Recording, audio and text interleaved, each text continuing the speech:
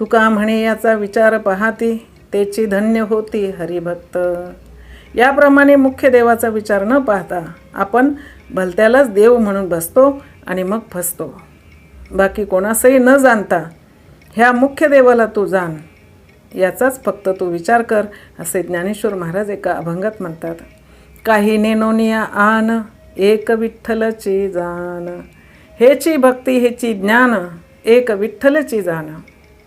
एका विठ्ठलाला जाणणे हीच भक्ती व एका विठ्ठलाचा विचार करणे हेच ज्ञान. पण जग या मुख्य विठ्ठलाला सोडून भलत्याच देवाचा विचार करते व भलत्याच देवाला भजत आहे. असे उलट चालले आहे. या मृत्यू लोकांत असे सर्वच उफराटे वर्तन चालू आहे. याविषयी श्रीकृष्ण अर्जुनास काही काही गोष्टीबद्दल गीतेत म्हणाले आहेत की, जयाचे प्रज्ञाबळ जिरुनी जाये, जो आयुष्य धापुटा होये, तयाचे नमस्कारिती पाये वडील म्हणून. म्हणून अशा या उफराट्या चालीच्या जगातून तू अंग झाडून वेगळा निघ व माझ्या भक्तीला लाग. तुका म्हणे इहलोकीच्या व्यवहारे, नका डोळे धुरे भरून राहू. जर आम्हाला प्रपंचात सुद्धा विचारां वाचून काही फायदा होत नाही, तर मग परमार्थ बिनविचाराचा होईल का? अर्थात नाही. तो विचार कसा काय वगैरे सर्व विचार शास्त्रांनी करून ठेवला आहे. तो आम्ही वाचून पाहिला पाहिजे. खरोखर खऱ्या देवाचा तपास नुसत्या विवेकाने आम्हाला गीता भागवत आदी वेदांत शास्त्र श्रवणाने लागतो. म्हणून प्रत्येक परमार्थ इच्छिक प्राण्याने गीता भागवत अगोदर श्रवण केले पाहिजे.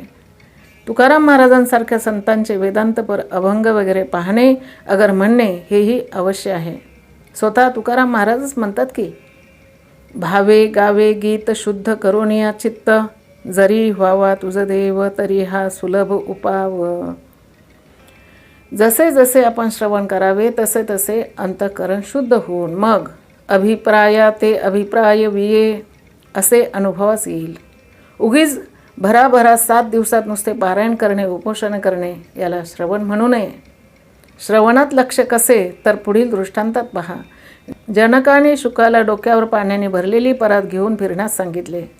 त्यावेळी पाण्याचा थेंब पडेल तर माझे मस्तक तुटेल या भीतीने शुकाचे चित्त जसे डोक्यावरील परातीकडे होते, तसे आपले लक्ष श्रवणात विवेकाने अर्थ वेचून घेण्याकडे व स्वहिताकडे असावे.